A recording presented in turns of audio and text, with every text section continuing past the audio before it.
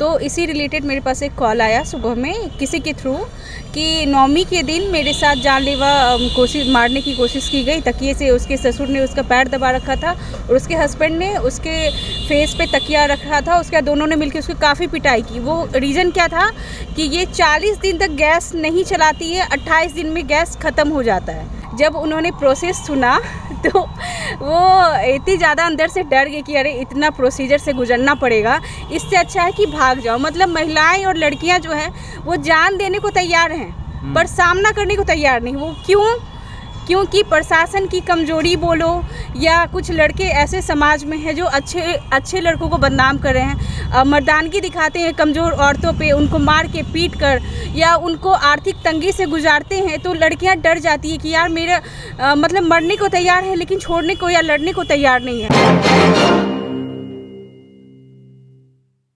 जी नमस्कार, स्वागत है आपका। मैं हूं अविनाश भट्ट, आप देख रहे हैं द न्यूज़ हॉल्ट और अभी मैं मौजूद हूं बेगूसराय के नगर थाना में। अभी आप ये सोच रहे होंगे कि अविनाश भट्ट थाना में क्या कर रहा है। देखिए, पुलिस की खिंचाई करने नहीं आए हैं हम। बिहार पुलिस अभी फ़िलहाल ढंग से काम कर रही है। हमारे साथ एक सामाजिक कार्यकर्ता मौजूद हैं जो ह्यूमन राइट्स को लेकर, साथ ही साथ महिलाओं को लेकर तमाम तरह की जो गतिविधियां समाज में होती रही हैं, चाहे महिला प्रताड़ना को लेकर हो, तमाम चीज़ों को लेकर प्रमुखता के साथ समाज के सामने आती हैं, उसको न्याय दिलाने की मांग करती हैं। वैसे ही एक कार्यकर्ता हमारे साथ है और एक वैसी ही महिला के लिए ये आवाज़ उठाने के लिए थाने तक आई थी। पर संजोग होता है ना कि आप तो एक्टिविस्ट हैं, आप पब्लिक के लिए खड़ी रहेंगे तब पब्लिक आपके भरोसे पर यहाँ तक आती है या नहीं आती है, बहुत बड़ा सवाल है। और जिनके लिए ये आई हैं वो अभी तक नहीं आई हैं, समझ रहे हैं। तो हमारे साथ मौजूद हैं नेहा सिंह राठौर जी हैं, इधर घुमाइए ज़रा। नेहा जी, बहुत बहुत स्वागत है आपका न्यूज़ हॉल्ट पर। Thank you so much. क्या मामला था? हमको पता चला कि किसी महिला को का उत्पीड़न किया गया या उसको किसी तरीके से सताया गया है, उस पर अटेम्प्ट, उसके मर्डर की अटेम्प्ट हुई है और जब आप लोग उसको न्याय दिलाने आए हैं तो वो महिला खुद थाने नहीं आई है। पूरा माजरा समझाएंगे हमारे दर्शकों को? बिल्कुल। एक्चुअली आज मेरे पास सुबह कॉल आया था और हमेशा आती रहता है। मैं इस वीमेन से रिलेटेड जितने भी इशूज़ हैं बिहार में, मैं उन पे काम कर रही हूँ, चाहे वो रेप हो, चाहे वो दहेज प्रथा का हो, चाहे वो घरेलू हिस्सा का हो।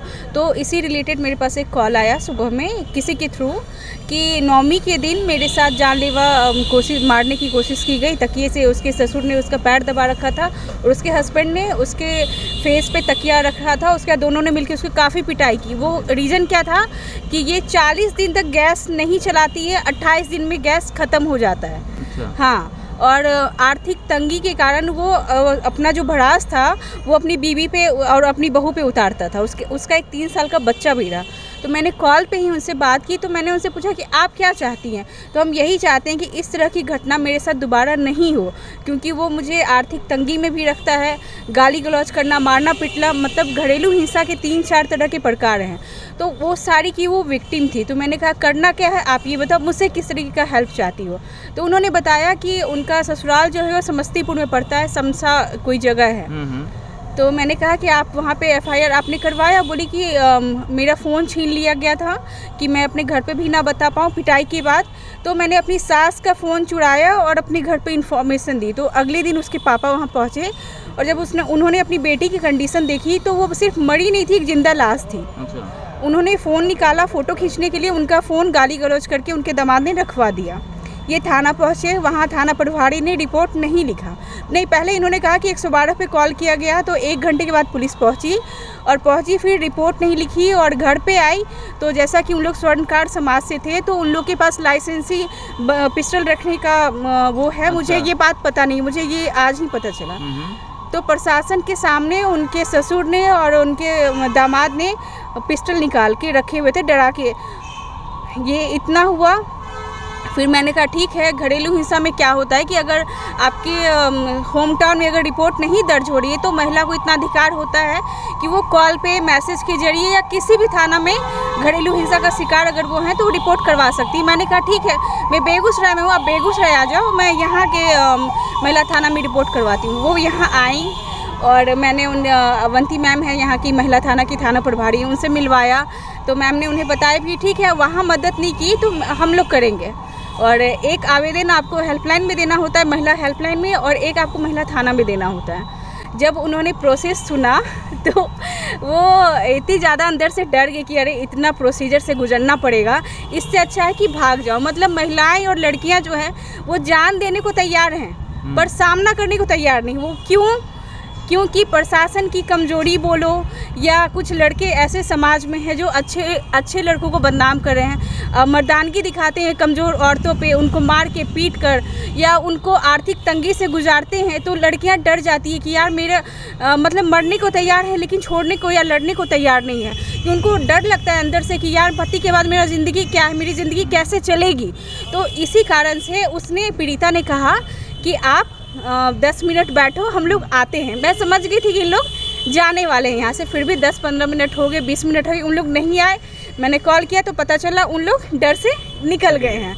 और मैंने तो सब जगह सूचना दे दी थी कि आप लोग आइएगा, आप भी उसी सूचना को देख कर आए हो।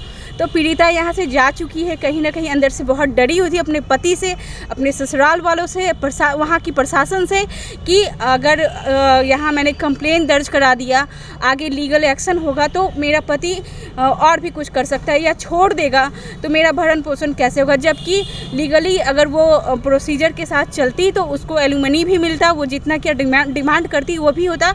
लेकिन वैसे लड़कियों से भी मैं अपील करती हूँ कि तुम लोग अगर जान देने के लिए तैयार हो तो जान दे ही दो। इससे अच्छा अगर तुम्हें लड़ने की शक्ति नहीं है, कुछ करने की शक्ति नहीं है, यहाँ तक आई और यहाँ से तुम भाग गई, इसमें क्या होता है ना कि जो रियल केस भी होता है ना वो दब जाता है। और या चाहे हम हैं और ये यहाँ के कुछ लोग यहाँ पे आए हैं, फिर नहीं आएंगे, मदद को कौन आएगा? आपकी मदद के लिए हम लोग इतनी दूर से और आप ही यहाँ से भाग गए, क्या कहा जाएगा इसमें? पूरा माजरा यही है। पूरा माजरा जो है वो मैंने फैक्ट टू फैक्ट यहाँ पे आपको बता दिया है, यही माजरा है। हमारे जो दर्शक देख रहे हैं उनको एक बात बता दें, एक सामाजिक कार्यकर्ता होने के नाते जो इनका कर्तव्य था वो ये निभा रही हैं।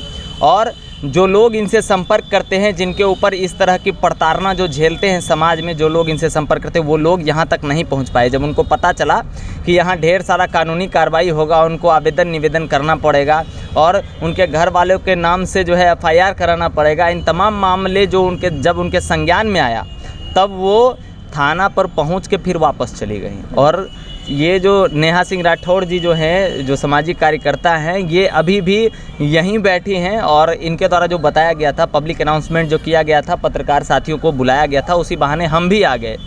तो कुछ रिकॉर्डिंग्स वगैरह है या कुछ एविडेंस है कि किससे बात हुई थी, कौन थी वो महिला, उनके हस्बैंड का क्या नाम है, उनके पिता का क्या नाम है? मैं पीड़िता का नाम नहीं ले सकती हूँ क्योंकि अगर उनको नाम लेना होता या बताना होता अपने बारे तो वो भागती नहीं। तो मैं उनका नाम अनाउंस नहीं करूँगी। बस मैं इतना बता सकती हूँ कि उनका ससुराल समसा में था और समस्तीपुर थाना में था, तो वहाँ रिपोर्ट दर्ज नहीं किया गया था। तो मैं उनको यहाँ मैंने उन्हें बुलाया था आज, पर वो यहाँ से जा चुकी हैं।